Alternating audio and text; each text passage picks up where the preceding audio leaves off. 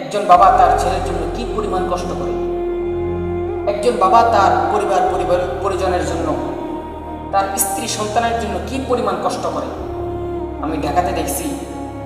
যখন একটা বাস দাঁড়াইছে, একটা বাস যাত্রী নেওয়ার জন্য দাঁড়াইছে, একজন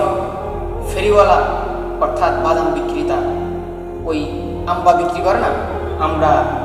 এরপরে গম, এগুলোর মধ্যে হালকা লবণ মরিচ দিয়ে বিক্রি করে না, একটা বাস দাঁড়াইছে, একজন পুরুষ তার মাথার উপর একটা পানির বোতলের এক কেস পানির বোতল, আরেকজনের মাথার উপর ওই যে আমরার প্যাকেটগুলো, দৌড়তেছে বাসটা কখন গিয়ে থামবে,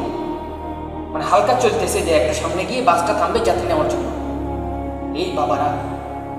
এত কষ্টের মধ্যে বাসটা দাঁড়ানোর অপেক্ষা রয়েছে, বাসের পিছন ঘুরতেছে যে বাসটা দাঁড়ালে আমি উঠবো আর আমি এক প্যাকেট আমরা বিক্রি করলে আমার পরিবারে 10 টাকা যাবে,